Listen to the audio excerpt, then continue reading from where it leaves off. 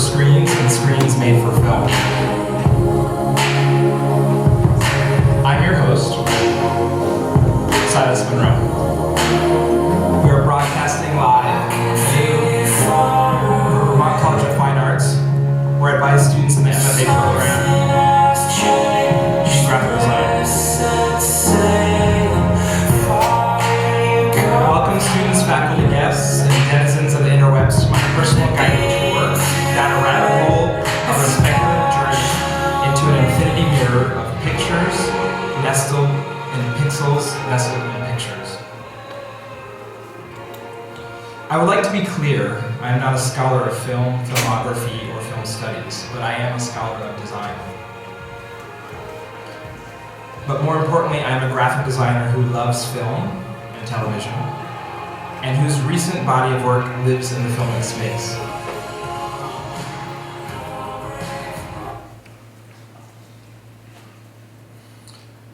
In the world of picture and pixel and picture, film and graphic design make for animated scene partners. The graphic designer has transcended movie posters,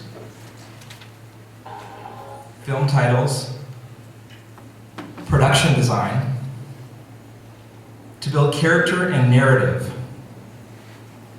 On the film side, the diegetic space has long been ruptured by filmmakers acting as typographers, serving as auteurs of their own filmic and visual languages, and often deploy designers or designed to enact their visions.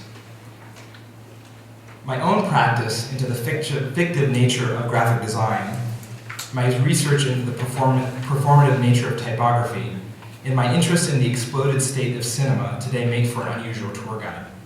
This is actually a piece from a year-long body work that I'm doing right now, where I am posting a video every day on Instagram, a short piece of moving graphic design. So this is from a few weeks ago when I was doing a residency in Milwaukee.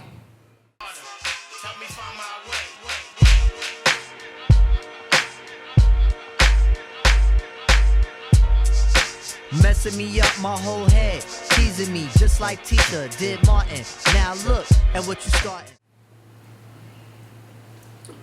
Before I get into the meat of my lecture, I would like to dedicate this talk to the Dean of Vermont College of Fine Arts, Matthew Monk. He is a major inspiration for why I became a designer and design educator and continues to be a trusted colleague and dear friend. He is an architect of the Faculty Exchange Program, which is related to the talk that Ian gave. Ian gave a talk in visual arts and is giving it here. I'm doing the flip side of giving the talk here first, and then in a couple weeks I will be giving it at film, so you are my prototype audience. Thank you. For the new students and interwebbers, Matt is a bit infamous for quoting a certain Catholic nun named Sister Mary Carita Kent, who was also a graphic designer. Before bursting into tears in front of a live audience of graduate students and faculty at our very first graphic design residency in 2011. Carita is quoted or referred to in some way each time we have a residency. The quote is not directly relevant to this talk, but it's always nice to hear it. So, does anyone in the audience happen to know the quote?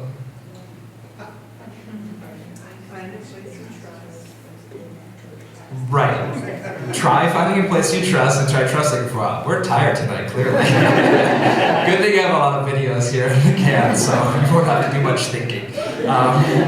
But it's from the art department rules of the Immaculate Heart College where Carita taught. So I actually wanted to start my talk with a clip from Carita, not talking about trust, but talking about film.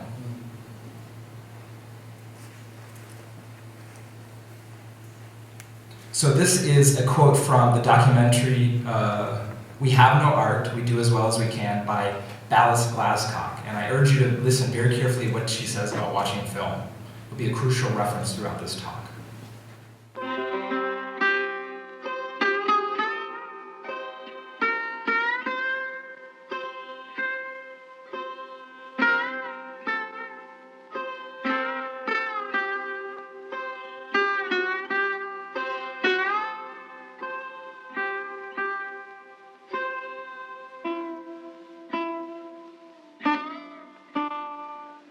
This film is about the work of artist-teacher Sister Mary Carita. It is a sampling of her teaching methods which evolve in response to a changing world. I think maybe one of the most important rules about looking at films that I can think of is that you should never blink. Yeah, that you should really keep your eyes straight on the film and never miss anything. Because if you blink or close your eyes or turn around, I always think it's comparable to skipping several pages of a book. Essentially, what you're looking at is a series of still pictures. And so one of the best preparations you can have for looking at a movie is looking at still photographs. And when you look at still photographs, there are several things that you probably notice if you work with them for a long time. And one is that they're usually made up of shapes, either black and white or colored shapes. So that all movies or all still photographs are exactly the same. Look at the shapes without the subject matter. This is one way of studying a photograph. And it's very interesting at the end of a film to listen to groups talk and find them talking totally about the subject matter and not ever talking about how the thing looked.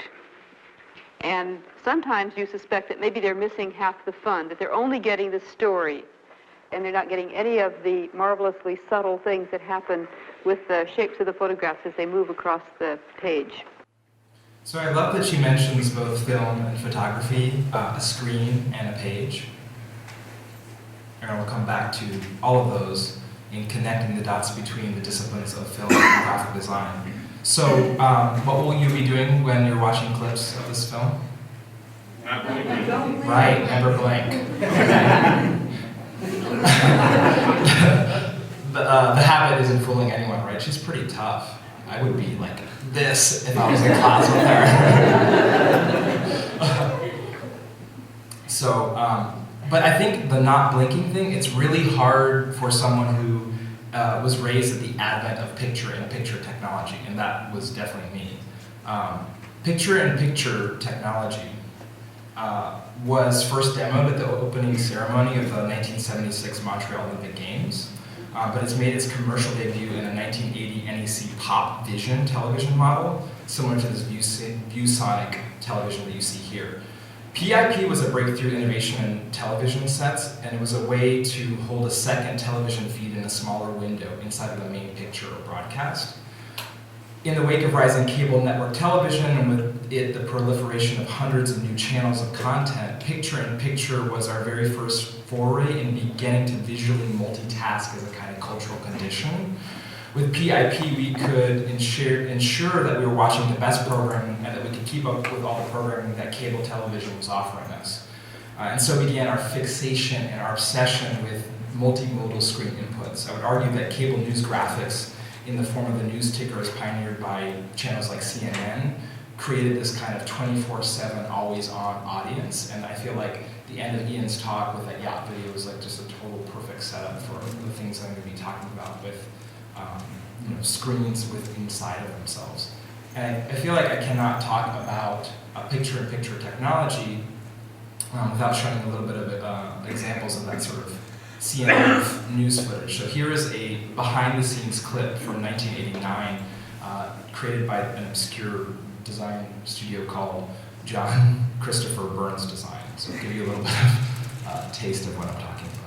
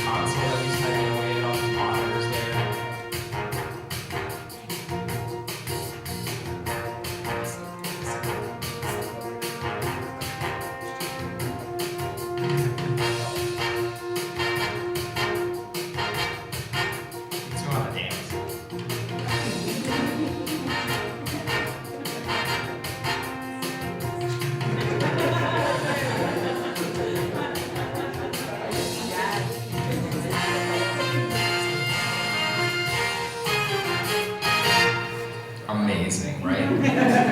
So, I will be wearing that trench coat next residency.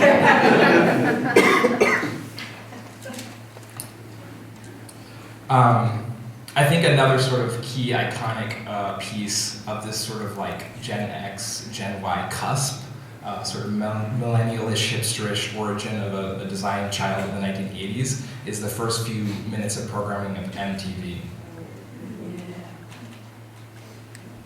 That's August 1st, 1981. I was born 15 days later. 7, 6, 5, 4. We've gone for main engine start. We have main engine start.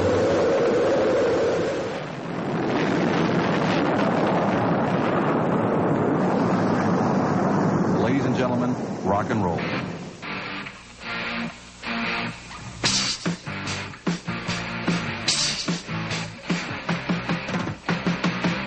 This is it. Welcome to MTV Music Television, the world's first 24-hour stereo video music channel. Wow. In a few years, my fro would kind of look like that. Not only is this piece of video one of the most first demonstrations of a dynamic visual identity, one without a singular static logo with an ever-changing striation of patterns and colors, you can clearly see the recursion of a screen within a screen.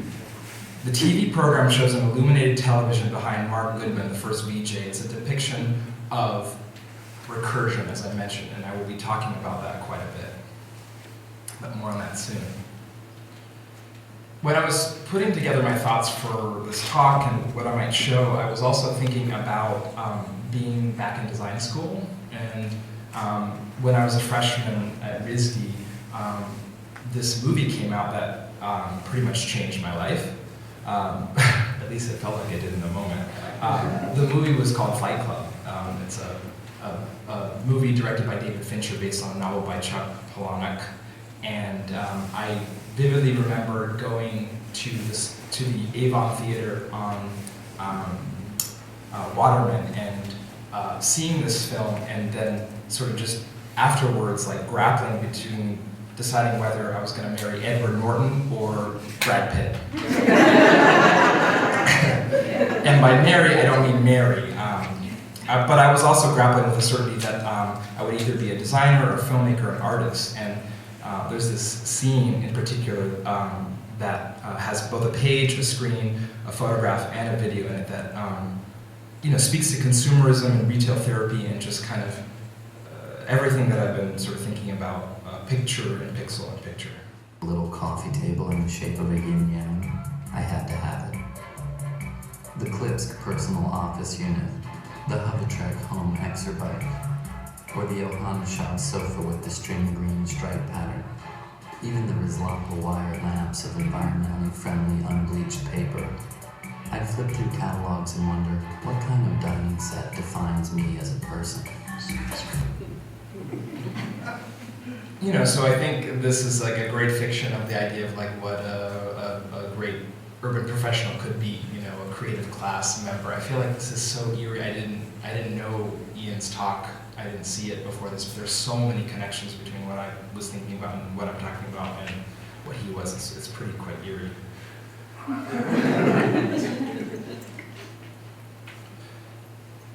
So you may be wondering what all these swooshing windows are doing in this presentation.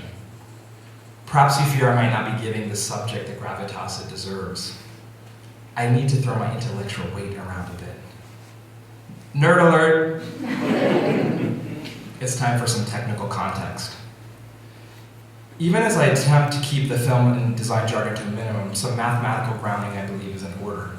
The whole concept of PPP is inspired by Dr. Kearns Powers, who proposed the 16:9 aspect ratio. This is the same as the HDTV, or high definition television, that is approved by the Society of Motion Picture and Television Engineers, also known as SMPTE. Enough acronyms there for you? In the 90s, after a mathematical and visual exercise where Dr. Kearns overlaid equal area rectangles in the TV 4x3, 133, European wide 1667, USA wide 1.85, Panavision 2.2, and CinemaScope 2.35 formats in the way illustrated here. The genius of Dr. Kearns' formula is the overlapping rectangles all fit within a 16:9 rectangle. and that also encloses a smaller common 16:9 rectangle, therefore minimizing the alteration of cinematography and composition when moving to the new format, though I imagine filmmakers might beg to differ. In this talk, I have been showing and will continue to be showing both low-resolution images or videos, or low-res as we say in the design industry. I believe this is typical of the film industry as well. And high-resolution or high-res videos. This expanse in pixels is both technical and metaphorical, and can be typified by this medical diagnostic imaging test pattern designed by Rich Franson, who digitally built this image around 1987 using the SMPT RP133 specification as a base. It was originally used as a test image by the DFR 8000 digital film recorder in the mid to late 1980s. Resolution is an important aspect of the progress of this picture space we live in now. You can see that the number of possible pixels doesn't just allow for a bigger image, but a deeper level of complexity, intricacy, and therefore possible options of visuality. This is part of the expanding reality of graphic design and film, which both went through major techno-social shifts in the desktop publishing revolution for the former and the digital indie film revolution for the latter in the late 20th and early 21st century, and have radically altered both disciplines. For those of you familiar with publication design and book typography, Dr. Kern's 16:9 format will echo the grids of 13th century architect Bayard de Honnecourt, made famous by the 20th century German typographer Jan Tschichold in his books for Penguin Press out of the UK in the 1930s into the 1950s.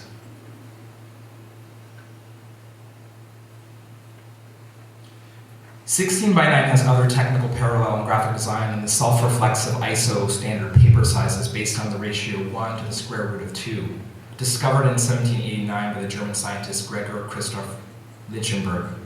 Early in the 20th century, Dr. Walter Porschmann turned Lichtenberg's idea into a proper system of different paper sizes. The DIN standard was made the official standard of paper sizes in Germany in 1922 and has since become a standard across Europe. Both Bayard de Honnecourt and the DIN system speak to the structuralist mode of thought that underpins the technical legacy of design and film from the 20th century. So earlier in my intro, I mentioned this concept of a diegetic space, and actually that was something that on one of Ian's slides as well. Does anyone know what diegetic means? Okay, maybe the filmmakers will fare better. I feel like it's something that would be complicated for me to explain, so instead of describing and defining the diegetic space, I would like to show a video, since I think we're all a little bit brain dead too right now, by the lovely Caroline O. She was a past visitor here at VCFA and a motion designer, and this is a clip from part of her MFA thesis called Walks in Newhall, and does a very good job of expressing what a diegetic space is.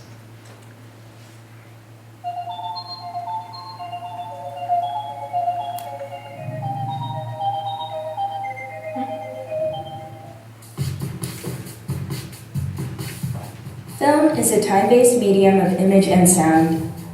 On occasion, text is also incorporated into the image of a film. There is a history of text in film that is familiar to an audience. Film titles or credits, which are played at the opening and closing of a film, acknowledge the people involved in its making. The design and presentation of the opening credits also often serve as a means of setting the mood and tone of the film story to follow. Intertitles are located within the main body of a film. They began as a technical necessity during the silent era, but continue to be used today for both their efficiency of information and expressive potential. And lastly, subtitles are used to translate text or dialogue that is difficult to understand or in a foreign language. Aside from these roles, text on screen is generally used discreetly in film. The act of reading is often considered an interference to the kind of immersion that most films require, and thereby identifies the film as a construct. The world of the film is called the diegesis. Sound, text, or images that are not from a source within the diegesis are called non-diegetic. Many filmmakers have investigated the conceptual possibilities of text and film with the intention of breaking the cinematic illusion. I would like to take a serious photography course. Photography is interesting because, you know, it's a new art form and a set of aesthetic criteria. As an interrogation of traditional film conventions, the text becomes an integrated component of the narrative. Typography has the potential to enhance the meaning of a text integrated into a film narrative by developing the relationship between the words and their form. So the diegetic space is basically the space in which the film lives. And what I love about what she showed in her analysis of it was that typography often plays a role both inside the diegetic space and also laid on top of it. She also showed a number of directors that I think are really interesting and important to both film and graphic design. And I think at this point, it's also important to bring up the specter of the piece The Designer's Author by Michael Rock, written in 1996. In 96, Rock is borrowed from film critic and director Francois Truffaut, who was a director and film critic, and in 1954 he first wrote the text Politique des auteurs, which was this text talking about the idea of auteur theory, which was something that Ian had alluded to earlier. But basically, auteur theory describes a certain kind of film director that has a certain kind of authority that makes the film theirs in almost the way that an individual artist might make a painting or have a singular vision of their work. And Michael Rock also quotes another critic of film, Andrew Sarris, who speculated that directors must meet 3 criteria in order to pass into the Sacred Hall of Auteurs. That they must demonstrate technical expertise, that they have a stylistic signature that is visible over the course of several films, and throughout his or her choice of projects and cinematic treatment show a consistency of vision and interior meaning.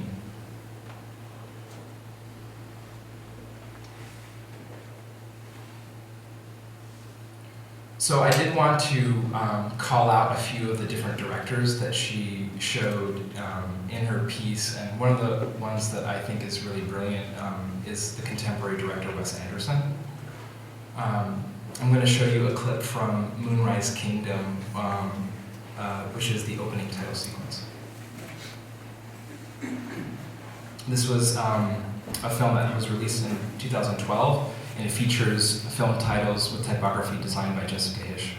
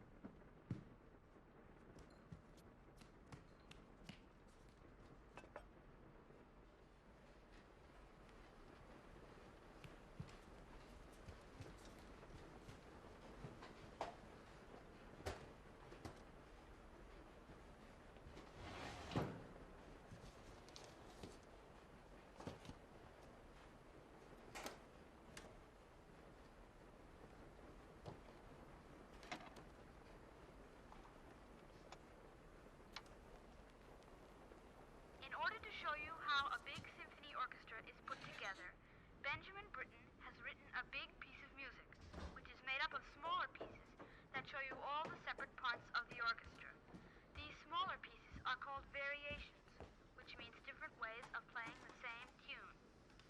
First of all, he lets us hear the tune, or the theme, which is a beautiful melody by the much older British composer, Henry Purcell. Here is Purcell's theme, played by the whole orchestra together.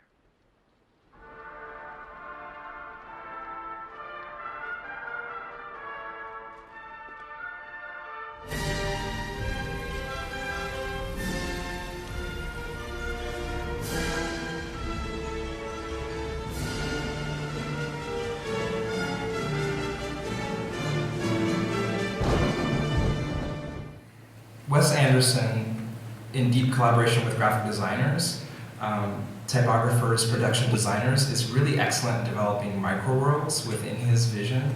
I loved the sort of planar graphic way that he sets up shots, and the interaction of typography and characters presents something that almost feels like a piece of graphic design at times, or a still portrait, as much as a piece of film. Another sort of interesting tangential product of this piece was that the typeface and lettering that Jessica Hische developed for the film titles also took on this other life as a functioning typeface that is called Tilda, which is named after Tilda Swinton, one of the actors in the film. So there's this other interesting kind of conceptual recursion where the collaboration between a designer and a filmmaker has another world, has another life outside of the film itself. That was released by Font Bureau in 2012. Another one of the filmmakers that Carolyn showed in her dissection of the diegetic space is Jean-Luc Godard. He's probably one of the most famous and well-known of the Nouvelle Vague, or filmmakers from who were connected to that auteur that was mentioned by Michael Rock. Here are stills from a series of titles from the film Les Weekend from 1967. Godard was famous for using typography both at the opening parts of his films and also as intertitles within them, as mentioned. I want to read a piece from Andrea Hyde, who is a former designer at the Walker Art Center, and she's writing about the titles of Les Weekend.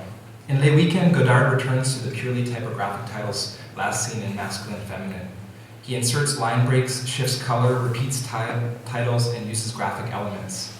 Example, crossed out font de libération des scènes et osées to play with words, numbers, and their meanings. Analyze, broken into 2 lines, serves as the chapter title for an explicit pseudo-psychoanalytic scene in the beginning of the film. Photography is cleverly renamed photography and is made more striking by strictly justifying the text letter to letter, achievable in a HI hybrid letter form. So he has these really unique eyes with the dots. They're capital I's, but also the dots sort of sit on top of them. I think it's kind of a really interesting detail. I'll now show you a clip from a few different Godard titles assembled together in a video montage. Moteur.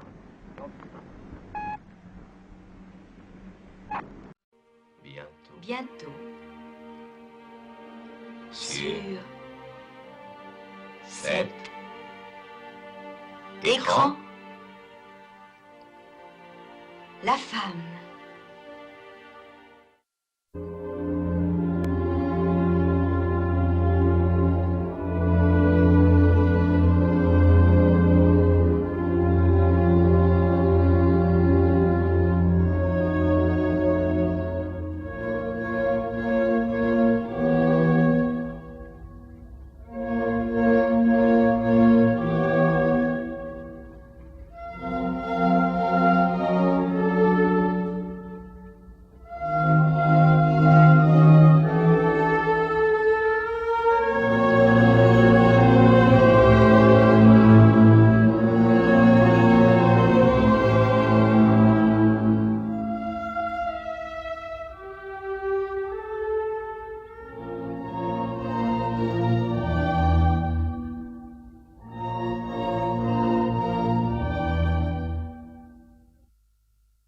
Velasquez, après 50 ans, ne peignait plus jamais une chose définie.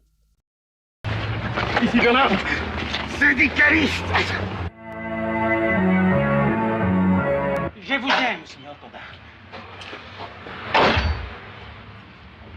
Vous aimez mon âme, hein? Non, non, votre corps. Hein? Votre corps.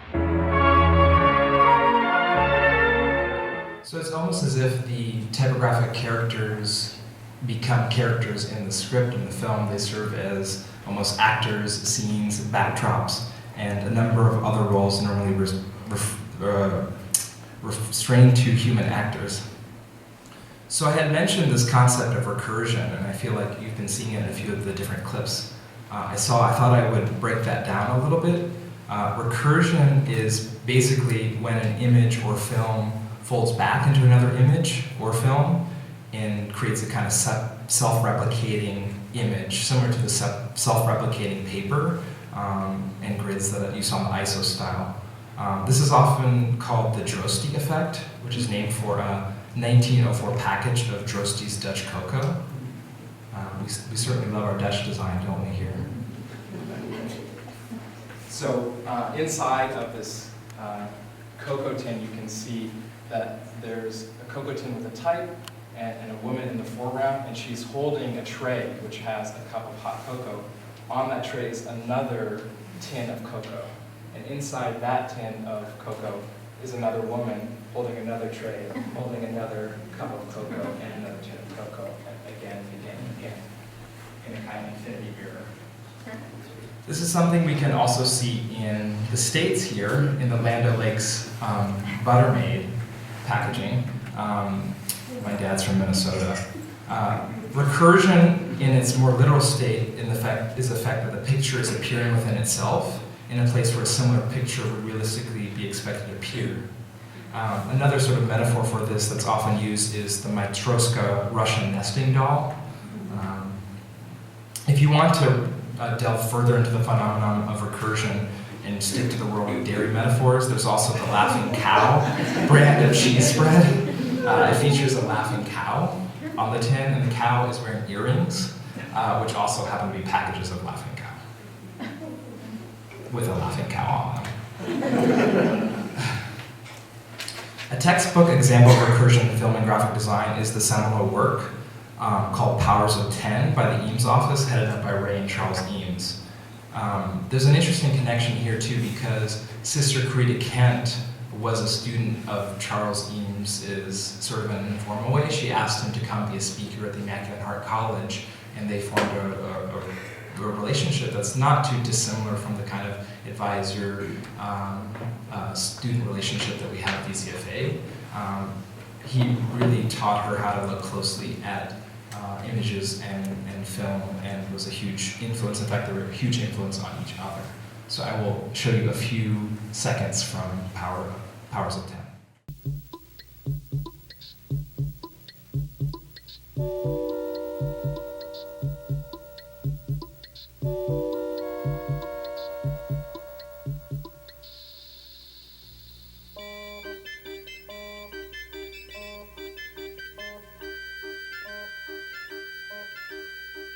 The picnic near the lakeside in Chicago is the start of a lazy afternoon, early one October. We begin with a scene 1 meter wide, which we view from just 1 meter away. Now, every 10 seconds, we will look from 10 times farther away, and our field of view will be 10 times wider. This square is 10 meters wide, and in 10 seconds, the next square will be 10 times as wide. Our picture will center on the picnickers, even after they've been lost to sight. 100 meters wide. The distance a man can run in 10 seconds. Cars crowd the highway. Powerboats lie at their docks. The colorful bleachers are Soldiers Field. This square is 1 kilometer wide, 1,000 meters. The distance a racing car can travel in 10 seconds. We see the great city on the lake shore. 10 to the 4th meters, 10 kilometers. The distance a supersonic airplane can travel in 10 seconds. We see first the rounded end of Lake Michigan, then the whole Great Lake. 10 to the 5th meters, the distance an orbiting satellite covers in 10 seconds. Long parades of clouds, the day's weather in the Middle West. 10 to the 6th, a 1 with 6 zeros, 1 million meters. Soon the Earth will show as a solid sphere. We are able to see the whole Earth now, just over a minute along the journey. So part of this idea of recursion or picture in pixel in picture is the idea that as you zoom out or zoom in, you can have this sort of exponential mirroring of both form and content. Here's a more contemporary version of recursion in the opening sequence for the film Stranger Than Fiction, with graphics designed by MK12, where you see a Will Ferrell entering a kind of fictional graphic realm within the diegetic space of the film. was a man of infinite numbers, endless calculations, and remarkably few words. And his wristwatch said even less. Every weekday, for 12 years, Harold would brush each of his 32 teeth 76 times. 38 times back and forth, 38 times up and down. Every weekday, for 12 years, Harold would tie his tie in a single Windsor knot instead of the double, thereby saving up to 43 seconds. His wristwatch thought the single Windsor made his neck look fat, but said nothing. Every weekday, for 12 years, Harold would run at a rate of nearly 57 steps per block for 6 blocks, barely catching the 8:17 Kronecker bus. His wristwatch would delight in the feeling of the crisp wind rushing over its face.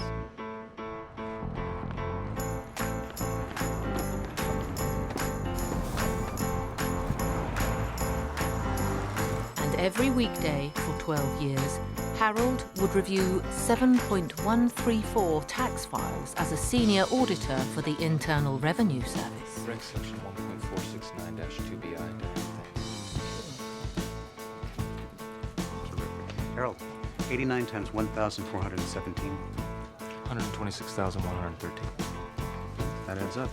Only taking a 45.7-minute lunch break and a 4.3-minute coffee break, timed precisely by his wristwatch.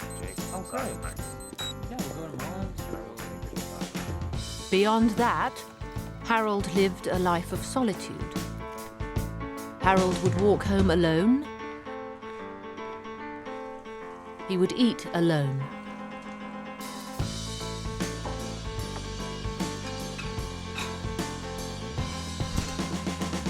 And at precisely 11:13 every night, Harold would go to bed alone, placing his wristwatch to rest on the nightstand beside him. That was, of course, before Wednesday. On Wednesday, Harold's wristwatch changed everything.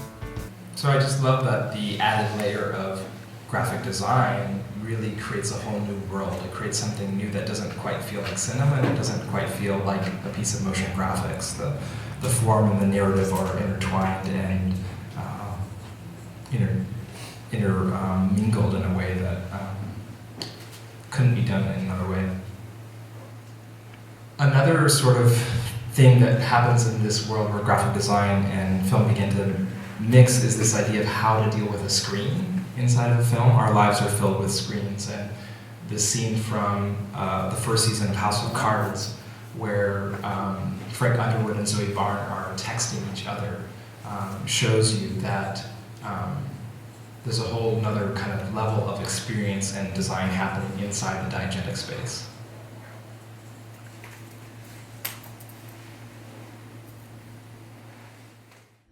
Oh, I went for a run today, and the strangest...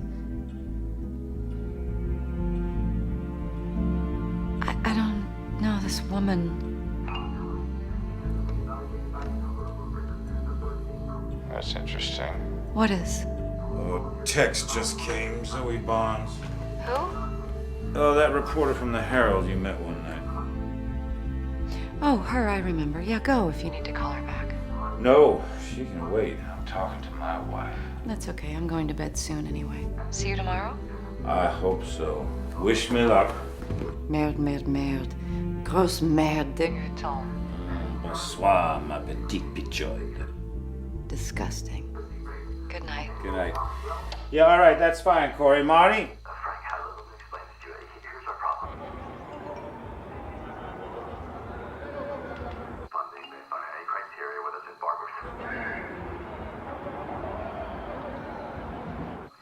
We're not comfortable with any sort of incentive because on an ideological level, we don't believe charter schools create better students or incentivize better teachers. You're poor. There has to be some reward for a job well done and not a job well done. If a job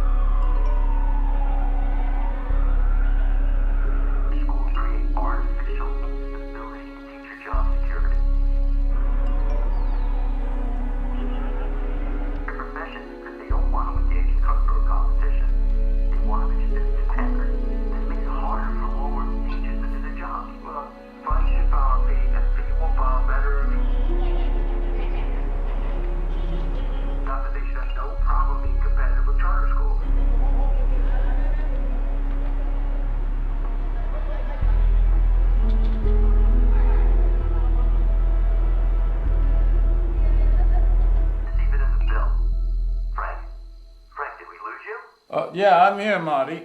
Look, we can talk ourselves in circles about charter schools, but here's what I wanted to show the whole scene rather than just the effect of the text message showing on the screen, because what I was really struck by was just how much kind of empty time there is. Like, the both of them are looking at the screens and they're kind of not really doing much of anything. They kind of have this kind of vacant look on their faces. And to me, I felt like that was like so much of real life. Like, when we're on our devices, we sort of are not there. We're in this other place. And I thought that scene had this very eerie, otherworldly quality to it that has that sort of conceptual recursion.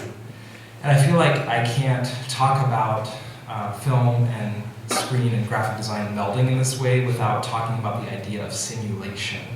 And that is an idea that was first really talked about in a very philosophical way in John Baudrillard's text, Simulacra and Simulation. And he is talking about a system of signs and meaning here, but I feel like he's kind of talking about this world of film and graphic design that I'm describing. He writes, "Then the whole system becomes weightless. It is no longer itself anything but a gigantic simulation. Not unreal, but a simulacrum. That is to say, never exchanged for the real, but exchanged for itself. It is an uninterrupted circuit without reference or circumference. Whereas in representation attempts to absorb simulation by interpreting it as a false representation, simulation envelops the whole edifice of representation itself as a simulacrum." And he talks about this idea of the simulacrum being deeper than the simulation, and talks about it having 4 different levels. At the first level of simulacrum, there is this reflection of a profound reality. It masks and denatures a profound reality at the second level. At the third level, it makes the absence of a profound reality, or marks. It has no relation to any reality whatsoever. It is a pure own simulacrum at the end. And I want to show you an example of how this works in this world of PPPP. In 2000 and 2001, Jens Gelhar designed a typeface. This typeface is called Pre-Crime. It was a typeface that is not a typeface that a graphic designer would use in a piece of graphic design, but actually was a piece of production design that went inside the film Minority Report. So he made a full working commercial typeface that no graphic designer would actually use, but would only show up in the screens of Minority Report. Just to sort of refresh your memory, here is a scene of an interface from the 2002 Steven Spielberg movie based on a short story by Philip K. Dick, with the production designed by Jens and also Alex McDowell, who hired him. I got 6 licenses. Where do you want them? Over here, please.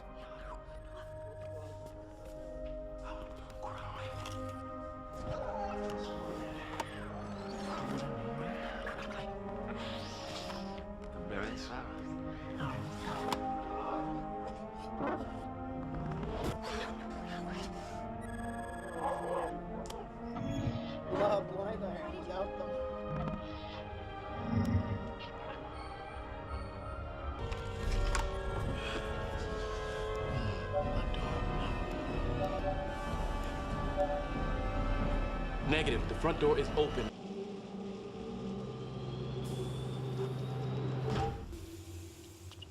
I'm home. Look at them. Look at how peaceful they all seem. But on the inside, busy, busy, busy. Okey pokey. Now that is one bad man.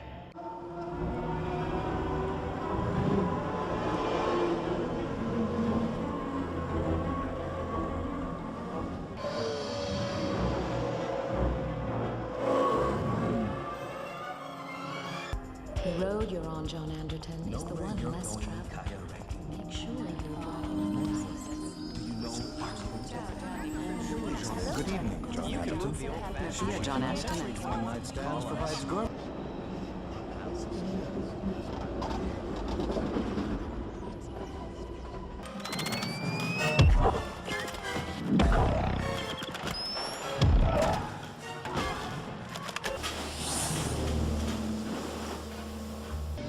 We are now in position and ready to begin thermal scan on all residences on North Powell.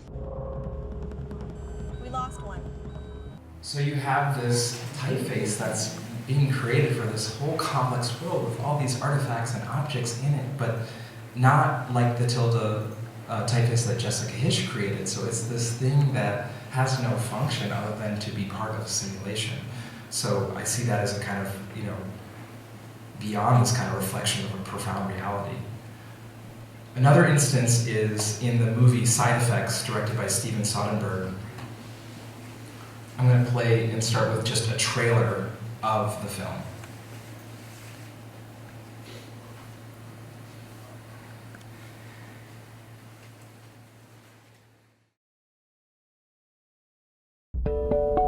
I loved everything about him. His hands, the way he smelled. He swept me off my feet. I can get us back to where we were, Em. I promise. I can make that happen. You remember this beautiful lady here? Hi. How have things been going with you? I can finally sleep. I have some energy. We had sex. Whoever makes this drug is going to be rich. 911, what's your emergency? I need help. Someone's been murdered. There's been an incident. What do we do? No sign of forced entry, no sign of struggle. Where's her lawyer? She doesn't have one. Just kept talking about you. I don't understand why this is happening. You know her? Would you have treated her differently if she was a man? That's not what happened. Em, what is going on? I put her on a Blixa. I don't think you should be my doctor anymore. I think she requires more observation. Someone gets punished. It's all gonna go away. It's gonna follow you around forever. I had no idea this was going on. Stop! There were millions of dollars! You've been lying to her, and he was lying to me.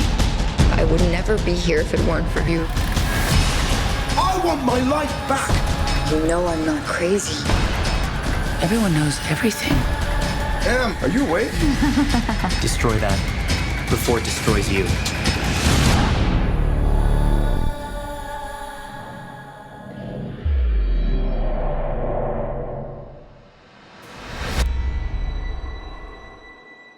So Soderbergh's Side Effects, the film, is a simulacrum at the first level. It is a reflection of a profound reality. It is critiquing the pharmaceutical industry and all of the sort of healthcare challenges, fiscal, capitalist challenges around that. So that would be kind of the beginning of simulacrum, as Baudrillard would describe it.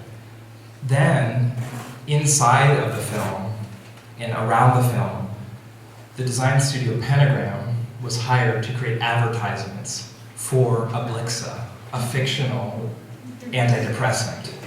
It's a kind of conceptual recursion or nesting.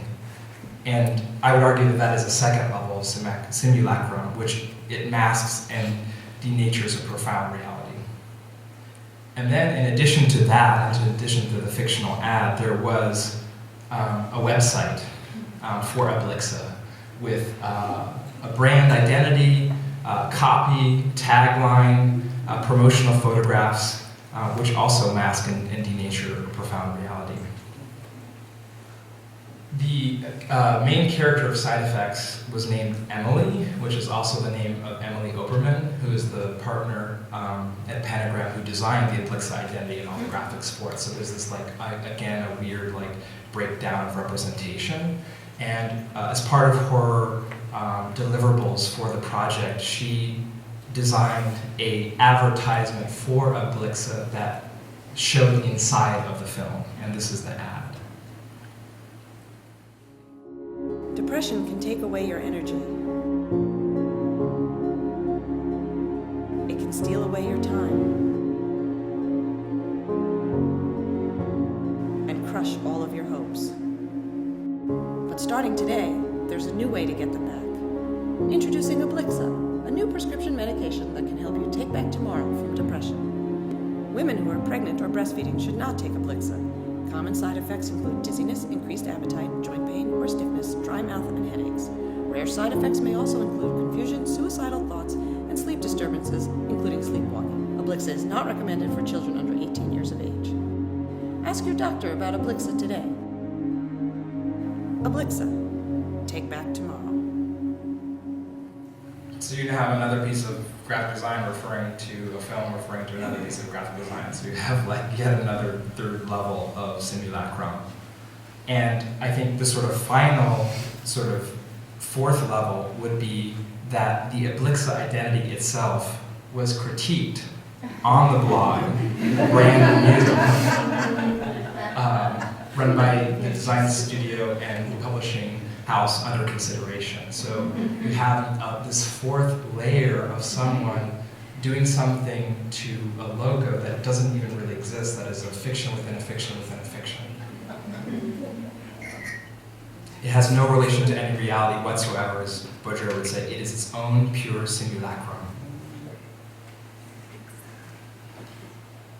So I have two more clips that I would like to show to close this lecture and my argument. And the penultimate clip is from the film Her, which is from 2013. It was directed by Spike Jonze, who I think could be argued is a kind of auteur based on the 3 criteria laid out by Michael Rock, and features the graphic design of Jack McFettridge, who has designed an operating system in which Joaquin Phoenix's character interacts with. And this is a scene where he is installing the operating system in his home.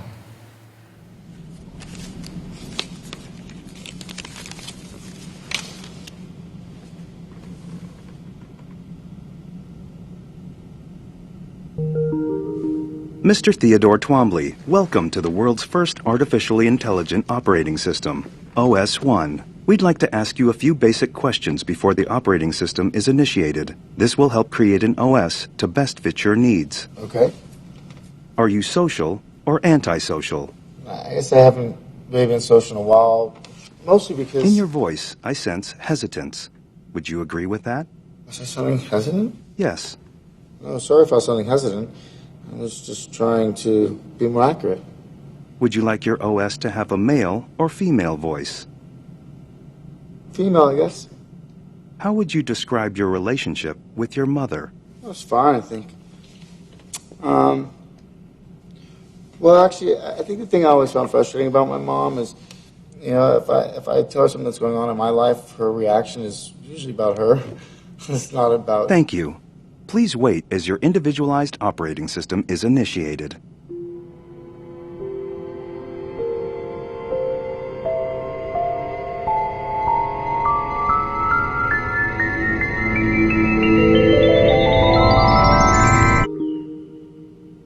Hello, I'm here. Oh. Hi. Hi. How you doing? I'm well. How's everything with you? Pretty good, actually. It's really nice to meet you. Yeah, it's nice to meet you, too. Oh, what do I call you? Do you have a name? Or... Yes. Samantha. Really? Where'd you get that name from? I gave it to myself, actually. How come? 'Cause I like the sound of it. Samantha. Wait, when did you give it to yourself? Well, right when you asked me if I had a name, I thought, yeah, he's right, I do need a name. But I wanted to pick a good one. So I read a book called How to Name Your Baby, and out of 180,000 names, that's the one I like the best. Wait, you read a whole book in the second that I asked you what your name was? In 2/100ths of a second, actually. Wow. So do you know what I'm thinking right now? Well, I take it from your tone that you're challenging me. Maybe because you're curious how I work? Do you want to know how I work? Yeah, actually. How do you work? Well, basically, I have intuition. I mean, the DNA of who I am is based on the millions of personalities of all the programmers who wrote me. But what makes me, me, is my ability to grow through my experiences. So basically, in every moment, I'm evolving. Just like you. Wow. That's really weird. Is that weird? Do you think I'm weird? Kind of. Why? Well, you seem like a person, but you're just a voice in a computer. I can understand how the limited perspective of an unartificial mind would perceive it that way. You'll get used to it. Was that funny? Yeah. Oh, good, I'm funny. So how can I help you? Oh, it's just more that everything just feels disorganized. That's all. You mind if I look through your hard drive?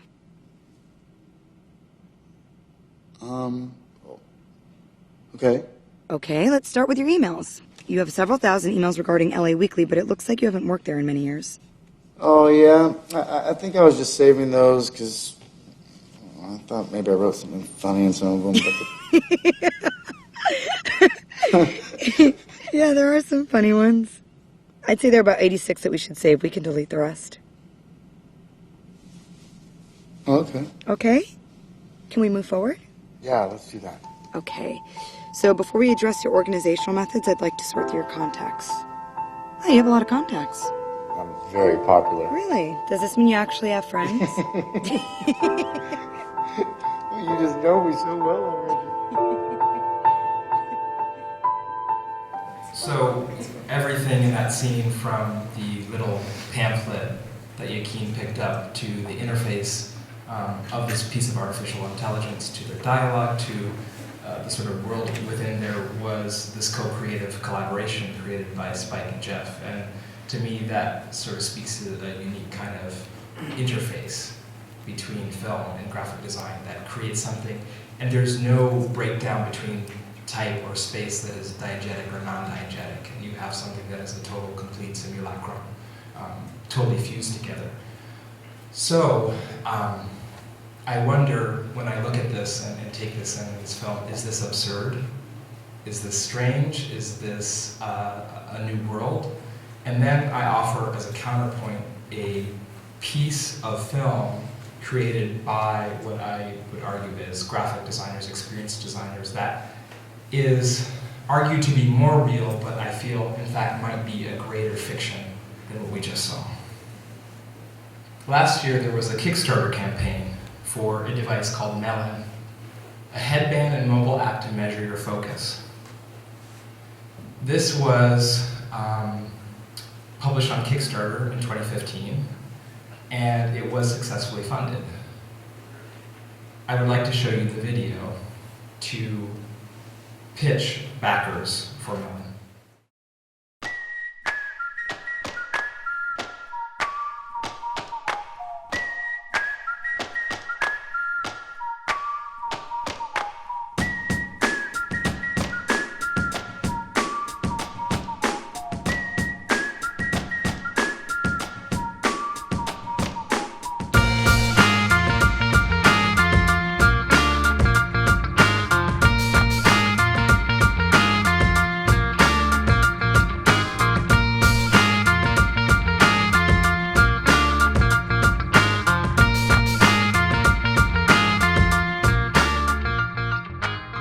Hey guys, I'm Aryeh. And I'm Laura. We're the founders of Melon.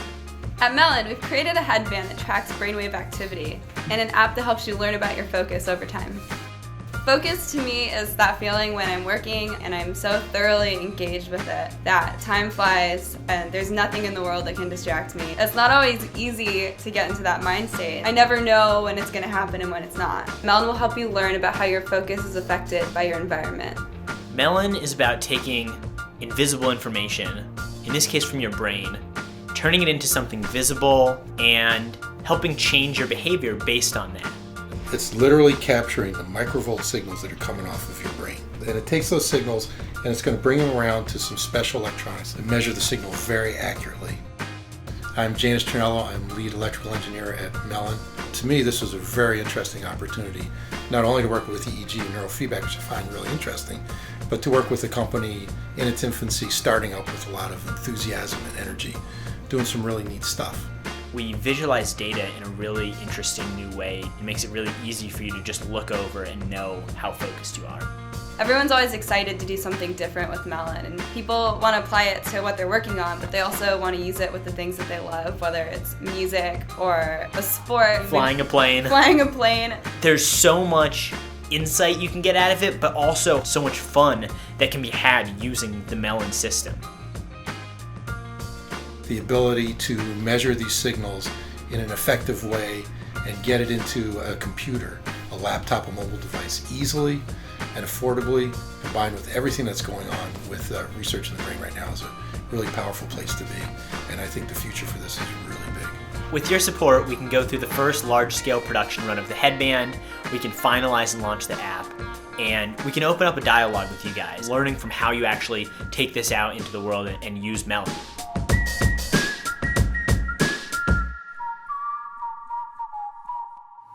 So, in conclusion, filmmakers use graphic design to make their fiction more believable and simulated. Graphic designers use film to make their speculation more digestible and perhaps marketable. In Pixel, in Picture, in Pixel, which fictions are more or less real or not? And never blink. Thank you.